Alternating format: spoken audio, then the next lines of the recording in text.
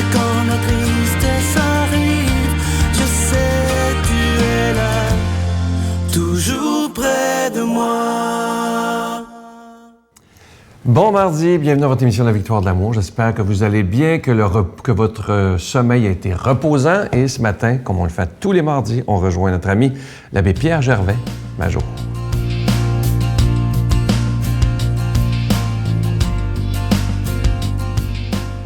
Alors bonjour, aujourd'hui la parabole du ver à soie et du ver de terre. Alors un jour, le ver à soie venait de finir de vivre sa grande transformation, son passage de la chrysalide à l'état de nymphe. Donc il était devenu un beau papillon. Et voilà que le ver de terre, qui était son compagnon de jadis, parce qu'il vivait à peu près dans le même secteur auparavant, il aperçoit ce nouveau papillon, le ver à soie devenu nymphe. Alors il dit, tiens, regarde-le donc, celui-là qui fait en l'air, ce ver à soie que j'ai connu, qui était mon égal jadis, le voilà volatile. Il s'élève d'une aile triomphante. Sa robe est remplie de lumière. Alors que moi, pauvre ver de terre, je suis toujours douloureux et je contemple mon ami en prenant conscience que moi, ver de terre, je vis dans la boue, dans la fange.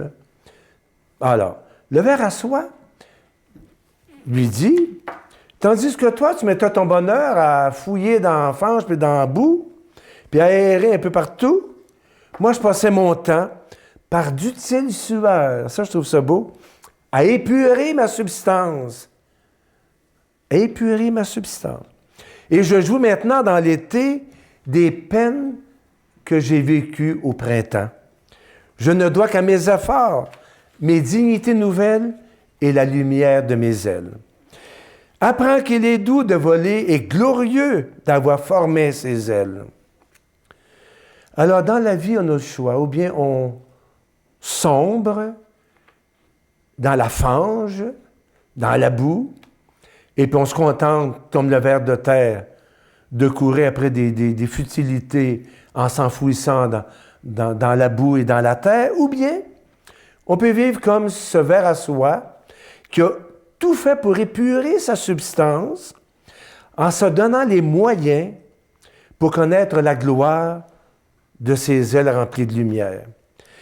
L'adversité, l'effort est un maître spirituel et on ne grandit jamais dans la facilité. Et la parabole du ver à soie nous le rappelle bien. La souffrance dans la vie, on va tous la rencontrer un jour ou l'autre. Elle est naturelle. Je ne dis pas qu'elle est agréable et souhaitable. Elle est naturelle du fait qu'on soit des êtres humains, des êtres qui appartiennent à la précarité de ce monde. Agir comme le ver à soie, c'est tisser laborieusement une toile de soie capable de nous porter vers la plénitude de la vie. Alors, c'est assez... je vous souhaite une belle journée, on arrête là, puis beaucoup de bonheur, et à la prochaine. Au revoir. Notre Père qui es aux cieux, que ton nom soit sanctifié, que ton règne vienne, que ta volonté soit faite sur la terre comme au ciel. Donne-nous aujourd'hui notre pain de ce jour. Pardonne-nous nos offenses comme nous pardonnons à ceux qui nous ont offensés. Ne nous laisse pas entrer en tentation, mais délivre-nous du mal, car c'est à toi qu'appartient le règne, la puissance et la gloire pour les siècles des siècles. Amen. Ça fait déjà un mois que je vous parle de mon nouveau CD qui s'intitule « Laissons Dieu être Dieu ». C'est un CD qui, pour moi en tout cas, je pense c'est le meilleur que j'ai fait depuis 20 ans. J'y ai mis tout mon cœur, ça m'a pris quelques mois à le préparer et j'espère que vous saurez l'apprécier. C'est un CD où on prend le temps de méditer, de prier aussi ensemble. Et parce que vous savez, dans notre société, ça va tellement vite. On parle toujours, il y a toujours du bruit partout. C'est rare qu'il y ait du silence. Remarquez ça autour de vous. C'est très, très rare le silence. Mais c'est dans le silence, dans la méditation, dans la prière, qu'on s'aperçoit que Dieu habite à l'intérieur de nous, dans ce monastère intérieur qui est notre cœur, dans le fond, dans notre tabernacle intérieur. C'est là que Dieu habite, que Jésus habite. Alors, j'espère que ce CD, ça va vous plaire. Ce qui est bien avec un CD, c'est qu'on peut l'écouter dans l'auto, on peut l'écouter avant de se coucher, on peut l'écouter partout.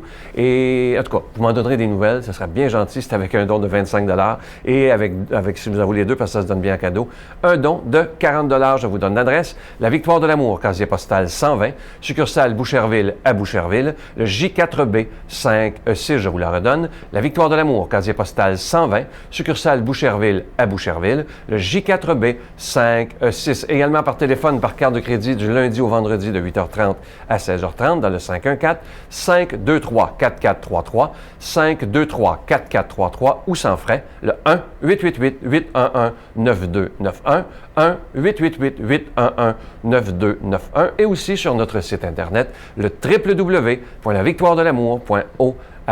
Merci de tout cœur de votre grande générosité. Merci aussi de votre prière. Si vous saviez comment c'est la chose la plus importante. Bonne journée.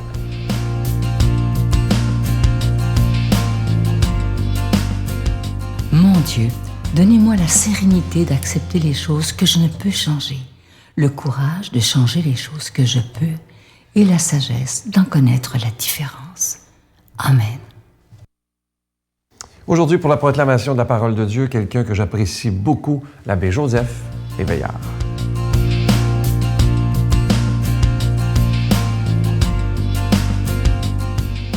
La joie du Christ dans notre vie, parce qu'il est le maître de la vie, il est l'alpha et l'oméga, et c'est lui qui nous invite à prendre la route avec nous. Merci de venir ensemble écouter cette parole de Dieu. Écoutons ce matin ce que Saint Jean nous dit. On célébrait à Jérusalem l'anniversaire de la dédicace du temple. C'était l'hiver. Jésus allait et venait dans le temple sous la colonnade de Salomon. Les Juifs se groupaient autour de lui, ils lui disaient: « Combien de temps vas-tu nous laisser dans le doute? Si tu es le Messie, dis-le-nous ouvertement. » Jésus leur répondit: « Je vous l'ai dit, et vous ne croyez pas. Les œuvres que je fais au nom de mon Père, voilà ce qui me rend témoignage. Mais vous ne croyez pas, parce que vous n'êtes pas de mes brebis. Mes brebis écoutent ma voix, moi je les connais, et elles me suivent. Je leur donne la vie éternelle. Jamais elles ne périront. Personne ne les arrachera de ma main.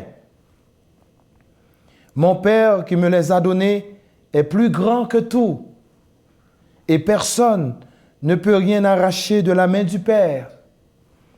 Le Père et moi, nous sommes un. » Parole du Seigneur. Parole de lumière. Parole qui nous réconforte. Aujourd'hui, nous voyons comment le peuple de Dieu qui marche, le peuple de Dieu, c'est celui qui écoute la parole de Dieu, qui comprend la parole de Dieu.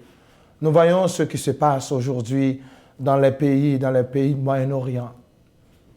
Il faut le dire. Les chrétiens sont martyrisés, nos frères et sœurs sont méprisés, nos frères et sœurs sont exécutés. Et nous autres, en Occident, nous avons cette indifférence de nous accrocher à cette parole, parce qu'il y a beaucoup de paroles que nous écoutons. Parfois, nous écoutons beaucoup de paroles oiseuses. Mais ce matin, j'aimerais, à travers cette émission, que nous écoutions du cœur la parole de Dieu, cette parole qui nous invite à reprendre la route avec Jésus. Les scribes, les pharisiens ont demandé à Jésus: « Si tu es le Messie, dis-le-nous. » Nous voyons cette hantise des hommes de ce temps qui attendaient toujours un Messie. Et nous savons en Israël, en Méditerranée, dans les pays du Moyen-Orient, il y avait toujours le désir que le Messie arrive. Et Jésus s'est présenté à ce peuple comme le Messie. Ils ne savaient pas. Mais Jésus leur dit ce matin: « Regardez mes œuvres et vous ne croyez pas. »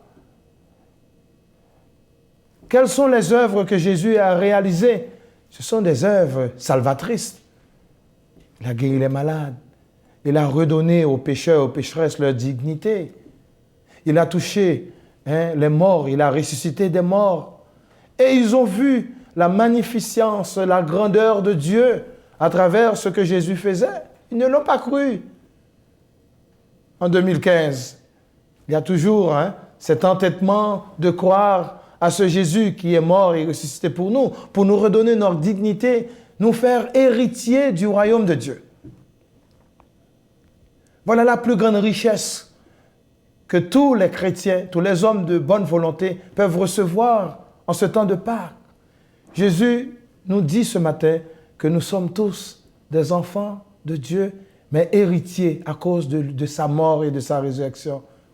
Crois-tu encore de cela? Veux-tu devenir ce matin disciple du Seigneur? Veux-tu devenir un agent du Seigneur, un ambassadeur du Christ?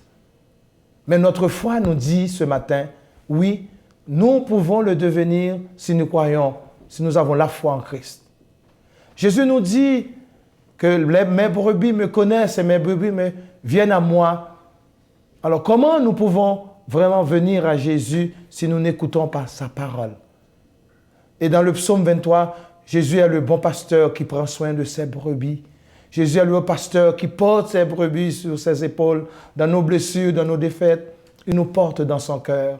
Dans nos joies, dans nos espérances, il nous porte dans son cœur. Mais aussi, Jésus nous envoie dans ce monde comme des bergers aussi, de prendre soin des autres. Oui, nous avons cette belle mission de devenir bergers, apôtres, disciples du Seigneur, car des millions de personnes attendent de nous que le projet de Dieu se réalise dans notre vie. Est-ce que vous voulez participer à ce projet de Dieu en ce temps de Pâques? Ensemble, nous disons « Oui, Seigneur ». Je vous bénis ce matin au nom du Père et du Fils et du Saint-Esprit. Amen. Je vous salue Marie, pleine de grâce. Le Seigneur est avec vous. Vous êtes bénie entre toutes les femmes, et Jésus, le fruit de vos entrailles, est béni. Sainte Marie, Mère de Dieu, priez pour nous pauvres pécheurs, maintenant et à l'heure de notre mort. Amen.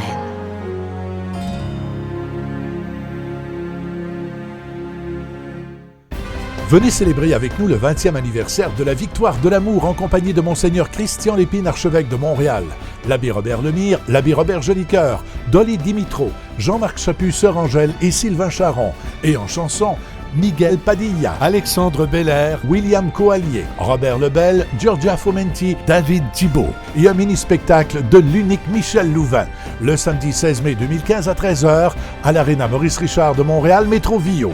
Coût du billet 25 $, taxes incluses. Réservez rapidement au 514-523-4433 ou sans frais au 1-888-811-9291. Un grand rassemblement d'amour et de foi inoubliable.